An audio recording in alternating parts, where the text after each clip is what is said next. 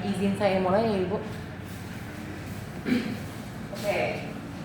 Assalamualaikum warahmatullahi wabarakatuh. Waalaikumsalam warahmatullahi wabarakatuh. Selamat pagi semua. Gimana kabarnya hari ini? Alhamdulillah, luar biasa. Allahu Akbar. Oke, bagaimana kondisinya hari ini? Masih sehat? Alhamdulillah sehat, Pak. Semoga semuanya dalam keadaan sehat ya. Agar apa yang kita pelajari hari ini, materi yang akan saya sampaikan hari ini bisa dapat tersampaikan dengan baik gitu ya. Oke, sebelum memulai pembelajaran seperti biasa ya, boleh Yudo mohon dipimpin doa terlebih dahulu. Baik semuanya, untuk memulai pelajaran kita pada senang ini, mari kita berdoa. Bila nanti doa dimulai.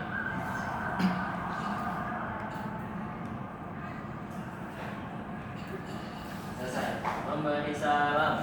Assalamualaikum warahmatullahi wabarakatuh. Waalaikumsalam warahmatullahi wabarakatuh.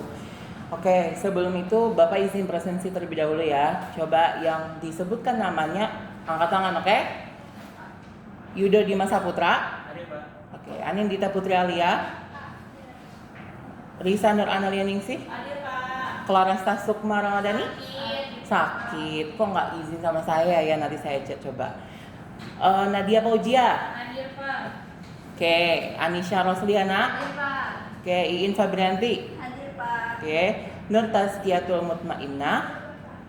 Sama yang terakhir Anissa Fauzia. Hadir, Pak. Oke. Seperti biasa, ayo sebelum memulai pembelajaran, coba tuh mejanya berantakan semua. Rapihin dulu, ya, rapihin dulu mejanya, dibersihin dulu. Jangan ada sesuatu selain buku, pensil, pulpen gitu ya. Pokoknya di meja ada buku dan pensil dan pulpen, oke? Ayo makan. Jangan lupa tempat makan di atas meja ya. Sudah, bersih semua. Coba lihat sekelilingnya juga. Kira-kira ada sampah apa enggak? Supaya enggak mengganggu pembelajaran kita hari ini, oke?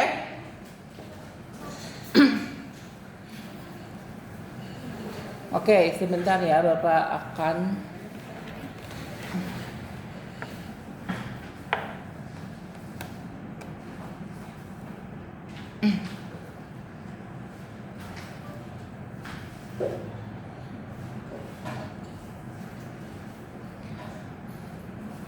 Oke. Hari ini kita akan mempelajari mengenai bentar ya. Pak, itu. Boleh.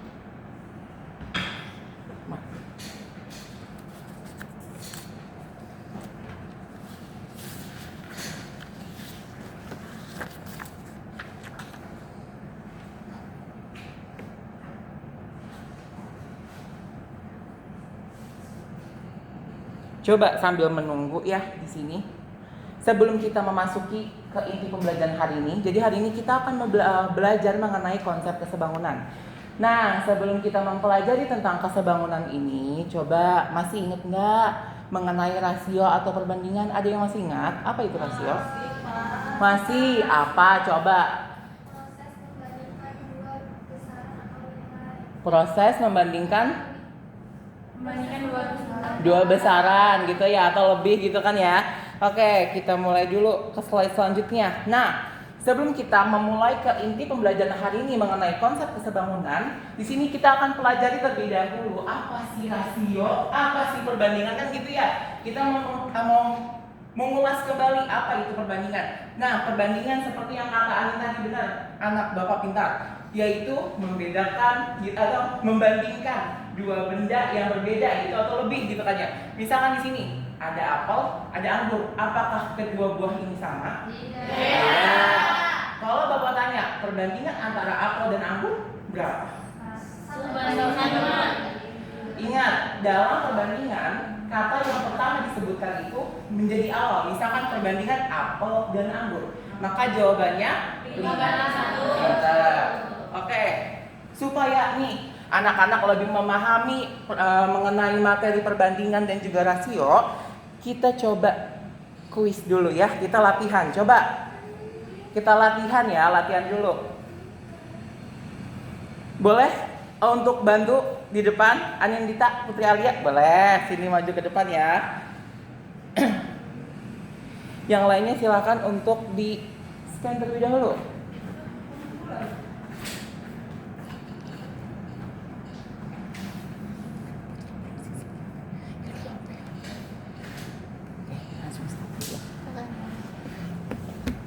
Wah, ini kodok, Pak. Iya, kodok. Coba di display ya.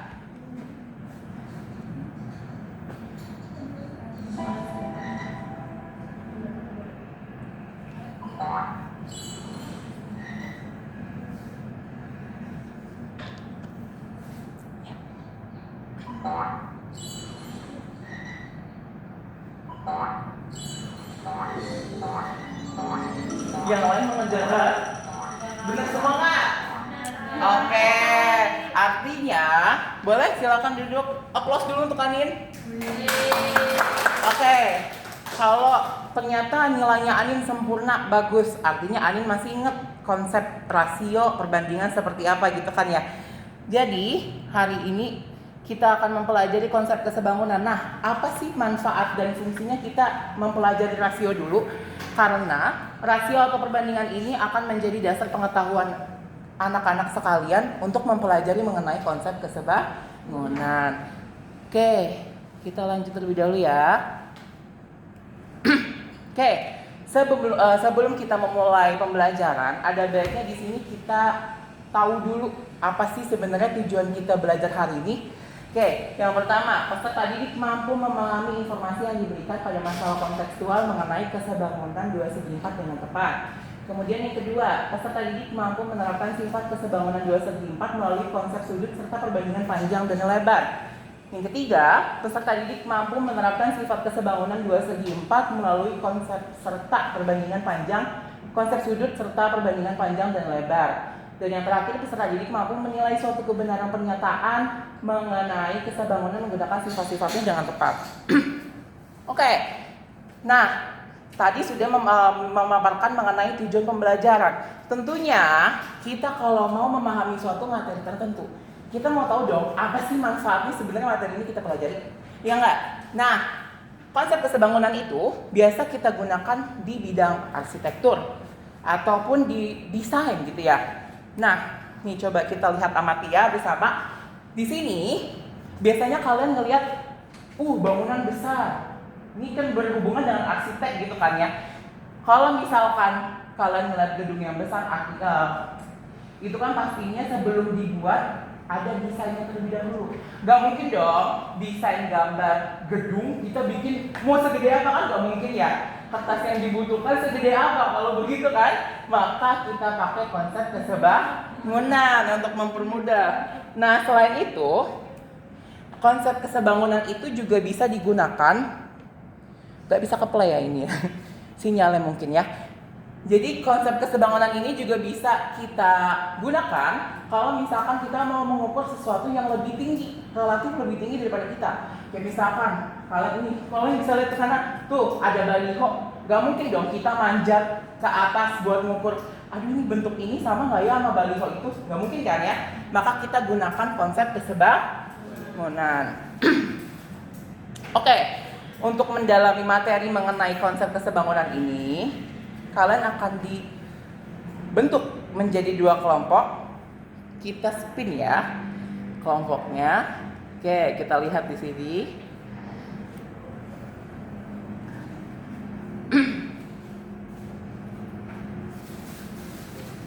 Oke, silakan sesuaikan dengan kelompoknya. Tim 1 Taskia. Kenapa? Boleh di sini kelompok 1, kelompok 2 di sini. Ayo cepat disegerakan ayo. Yuk.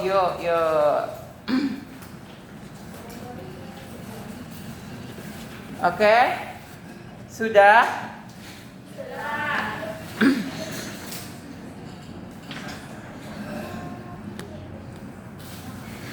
Oke.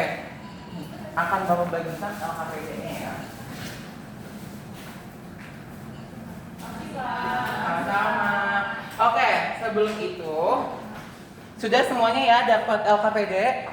Sudah sesuai kan duduknya ini? Oke.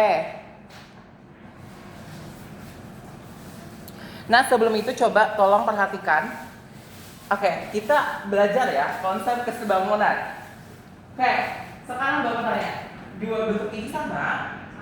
Sama. Tapi kalau misalkan Bapak tanya, ini sebangun apa enggak? Ayo, bisa nggak menyatakan ini sebangun apa enggak? Nggak tahu ya, karena kita nggak tahu panjangnya berapa, lebarnya berapa. Maka perlu adanya konsep kesebangunan biar tahu ini sebenarnya sama apa enggak ya, gitu. Oke? Oke, silakan coba dibuka terlebih dahulu pada kegiatan yang pertama, yaitu di orientasi masalah. Boleh Risa dibacakan permasalahannya di orientasi masalah? Berdiri boleh, biar semua tahu ya, semua orang tahu. Orientasi masalahnya, Risa diminta oleh guru untuk membuat 2 poster dengan proporsi yang sama yang akan dipajang pada mading sekolah. Risa berniat membuat desain poster berbentuk persegi panjang dengan sudut 90 derajat. Ukuran panjang dan lebar dibuat berbeda menyesuaikan dengan bentuk mading. Nah, di sini ada gambarnya, gambar posternya. Nah, setelah kedua poster tersebut jadi, teman Risa mengatakan bahwa bentuknya belum proporsi karena panjang dan lebar berbeda, walau nilai semua sudutnya itu 90 derajat. Sehingga Risa tuh jadi ragu untuk memberikannya kepada guru. Apakah pernyataan yang disampaikan teman Risa itu benar? Maka selidikilah. Oke. Tadi permintaannya adalah menyelidiki suatu orientasi masalah yang diberikan gitu kan ya. Jadi kita akan memahami konsep kesebangunan melalui masalah-masalah yang terjadi di kehidupan sehari-hari seperti yang tadi saya sampaikan gitu ya. Nah, di orientasi masalah itu kan ada bagian apa informasi yang kalian ketahui. Itu enggak informasi yang kalian ketahui itu apa maksudnya? Ayo. Apa ya Pak? Saya bingung maksud dari seluruh informasinya juga. Oke, tadi kan banyak informasinya ya. Nah, kita tidak menuliskan seluruh informasi yang ada di LKPD. Enggak semua ditulis. Tapi informasi yang menjadi kunci permasalahannya itu apa? Kayak panjang lebarnya. Iya, pintar Anissa. Oke, silakan dikerjakan terlebih dahulu ya untuk kegiatan orientasi masalahnya. Oke.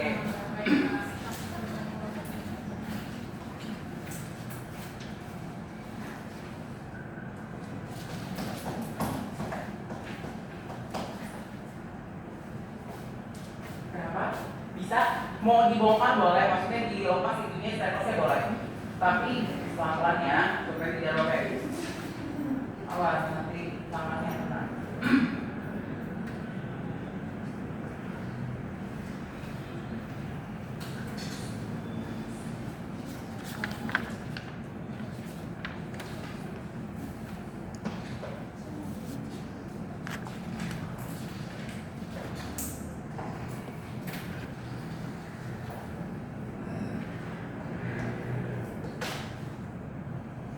Gimana, udah selesai orientasi masalah semua tulis? Belum? Oh, masih buka. Hati-hati atas ya.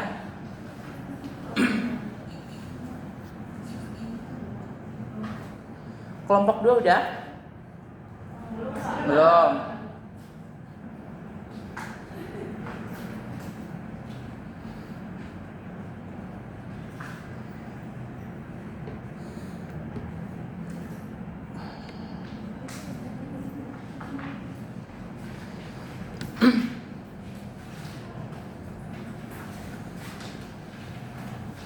Ada kesulitan nggak? Kesulitan, ada kesulitan nggak? Bisa jatuh,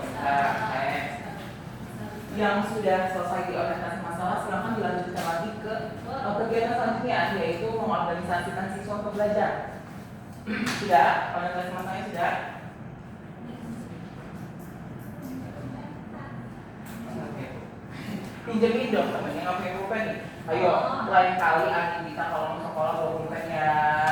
Nggak boleh ya kalau sekolah nggak bawa pulpen ya. Gimana sih Anin? Tadi diomelin nggak sama guru sebelumnya? Ini papan tulisnya belum di ini nih, belum dihapus. Kita hapus dulu ya.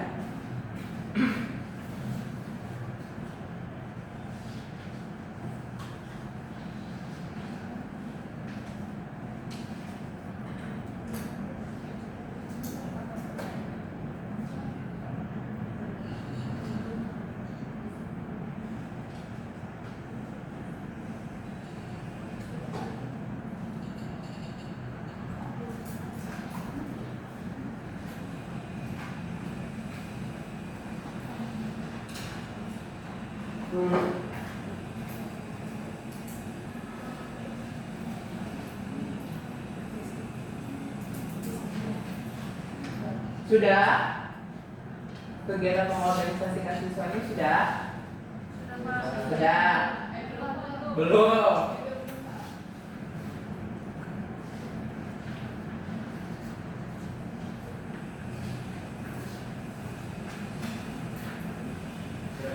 Sudah? Sudah ya? Kelompok 1 sudah? Oke, silakan coba dilanjutkan ke kelas sebelumnya. Ya, selanjutnya yang ini. Ya. Coba isikan di situ kan ada tabel ya. Coba diisikan tabelnya. Apakah ada kesulitan? Oh belum, kamu belum selesai. Oke.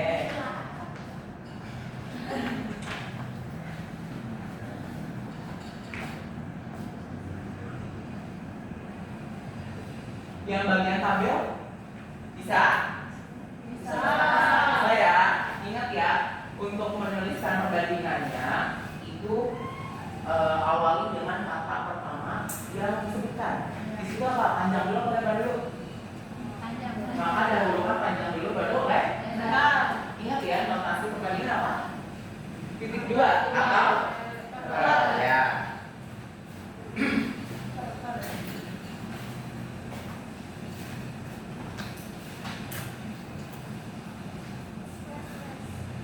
Sudah? Kelompok 1 sudah, kelompok 2 belum? Belum.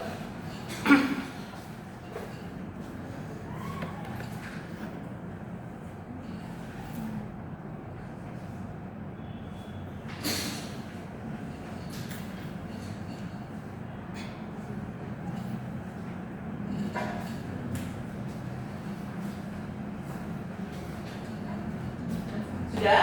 Sudah semua berarti ya? Oke, sekarang kalau misalkan diminta untuk menganalisis perbandingan antara perbandingan poster itu untuk apa ya? Bisa dijawab? Bisa dipahami? Ngerti nggak? Gimana caranya? Si perbandingan itu tadi yang sudah kalian tentukan, perbandingan sederhana antara poster A dengan poster B, itu gunanya untuk apa ya? Coba Bapak kayak dulu, bentuk perbandingannya sama? Sama enggak? Setelah disederhanakan sama atau enggak? Sama. Di tabel ya, sama atau tidak? Sama. Kalau bertanya sekarang perbandingan yang sama itu gunanya untuk apa? Bisa jawab? Ayo, tahu nggak apa? Kenapa? Nah, di situ ada kode QR. Bisa kalian scan juga di situ ya. Bapak akan sekalian tunjukkan di sini.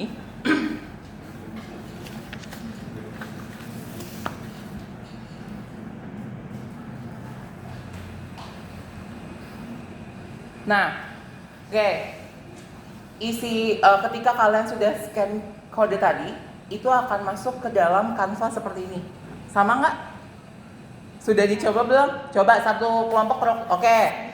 Nah, Anin sudah ya. Nah, di sini kan ada poster A, terus ada poster B, ada poster C, tambahan poster C. Ini adalah untuk melihat. Tadi kan poster A ternyata sama ya perbandingannya dengan poster B. Sekarang kita coba ya. Ukuran kertas ini, kertas yang di Canva ini ukurannya adalah 24 dikali 16. Sehingga misalkan kita mau menyesuaikan dia dengan kertasnya, bisa nggak ya kira-kira? Apakah terpotong? Bisa nggak? Bisa. Bisa. Sekarang coba yang ini, yang 12 kali 8. Kalau kita lihat panjang dan lebarnya kan beda ya. Tapi bisa nggak kalau kalian coba? Bisa? Nah, sekarang yang satu lagi, ketika perbandingannya berbeda. Nggak bisa. Nah, artinya apa yang kalian ini? Apa yang kalian dapat analisis coba? Apa? Ayo. Ketika perbandingannya sama, ini bisa. Nggak terpotong, gitu kan ya. Nggak perlu dipaksa, bentuknya tidak berubah. Ayo, gimana jadinya? Berarti ketika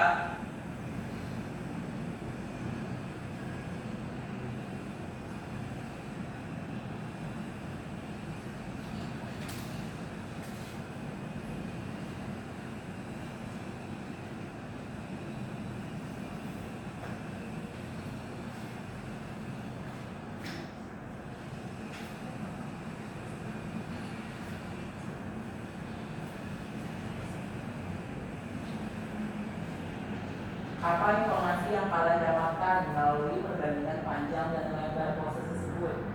Berarti apa? Panjangnya harus sama, lebarnya harus sama. Berarti perbandingannya harus sama. Sama, karena kalau perbandingannya sama, fotonya tadi bisa, gitu kan ya. Tapi kalau perbandingannya beda, oke, berarti nanti jawaban yang terakhir apa? Nih yang ini, berarti gimana? Sehingga berdasarkan jawaban di atas, kosong dikatakan memiliki bentuk yang proporsi jika perbandingannya sama, terus panjang dan lebarnya sama. Oke, terus kalian amati pada masalah yang disajikan. Di situ kan ada sudut. Ya, sudutnya sama Pak? Iya. Nah, berarti sudutnya harus bersesuaian juga Pak? Iya. Kalau dia misalkan bentuknya segitiga dengan persegi panjang apakah sama? Nah, berarti nggak bisa ya. Berarti tadi apa? Jika perbandingannya sama antara panjang dan lebarnya, sudutnya juga harus sama. Nah, itu disebutkan sebagai sifat-sifat kesebangunan.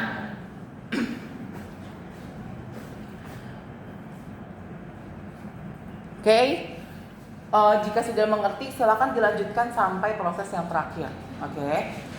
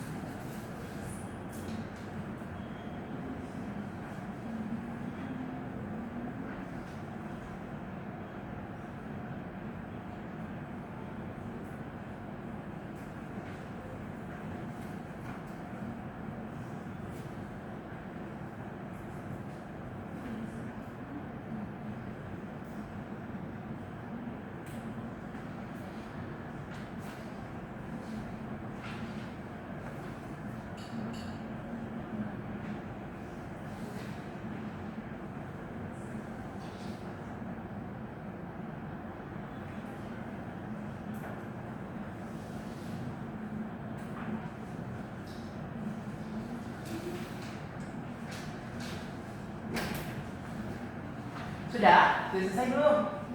Belum.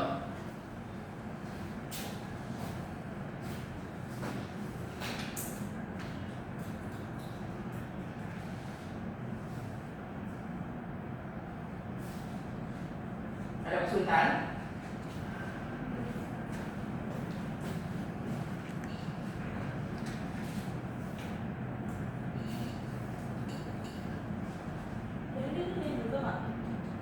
Iya, dikerjain.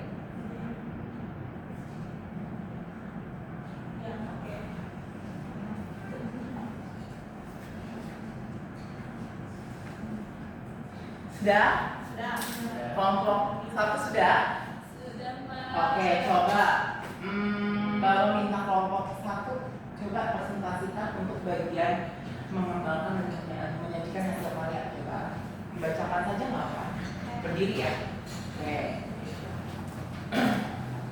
Buat yang pertanyaan pertama itu kan apakah pernyataan yang disampaikan kemarin Jawabannya itu pernyataan tentang bisa itu tidak benar.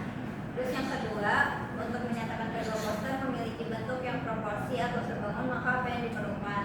Yang dibutuhkan itu perbandingan sisi dan kesamaan sudutnya. Terus yang ketiga, berdasarkan jawaban kalian pada pertanyaan nomor 2, jelaskan alasan yang mendasari jawaban tersebut. Tuliskan kesimpulan sesuai pemahaman kelompok kalian. Jadi bangun yang sebangun memiliki bentuk yang sama meski ukurannya berbeda.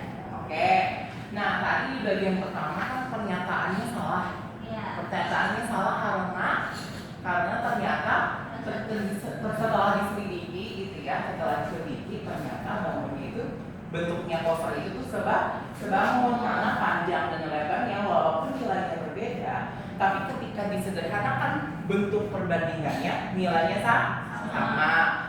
Nah, coba ya kita tuliskan dulu di sini. Misalkan poster A. Tadi poster A berapa panjangnya?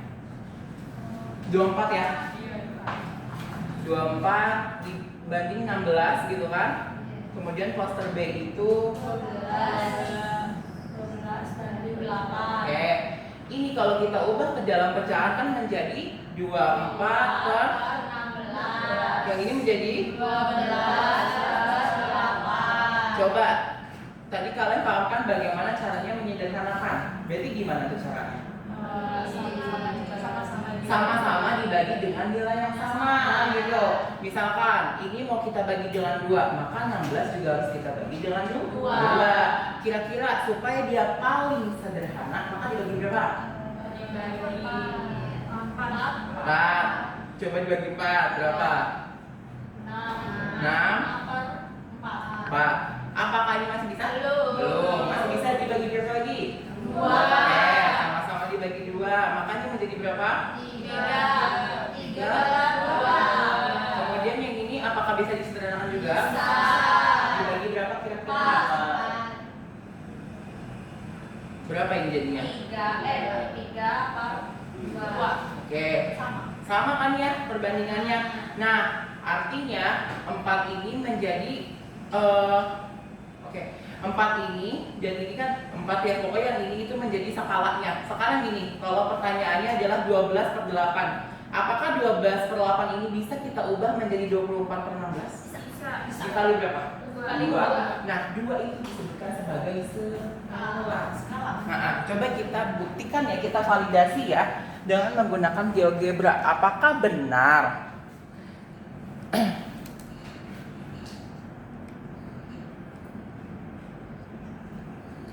Oke, ini coba kita dilatasi. Ini titiknya ini, skalanya tadi berapa? 2. Sekarang kita lihat, apakah benar? Panjangnya 24, lebarnya berapa tuh?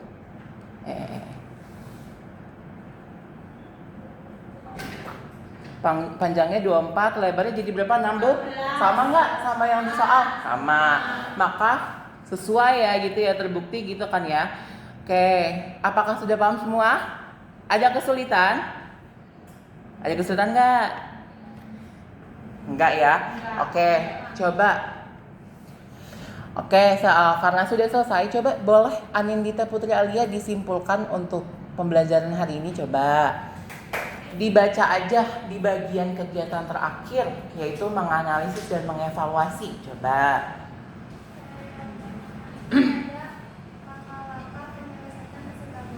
Yang kenceng ya, ini nggak kedengeran suaranya ya. Teman-teman mah kedengeran?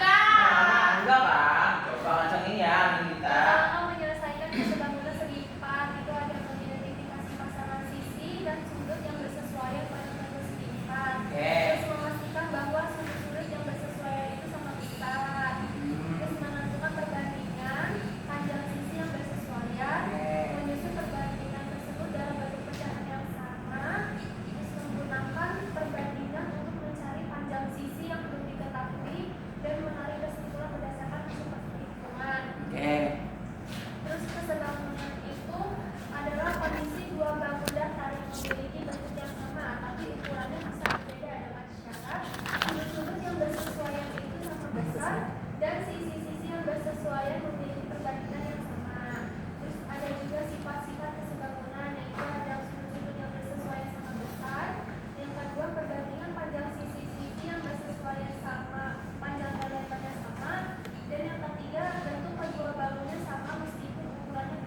Oke, pintar ya Anin ya. Applause dulu untuk Anin boleh?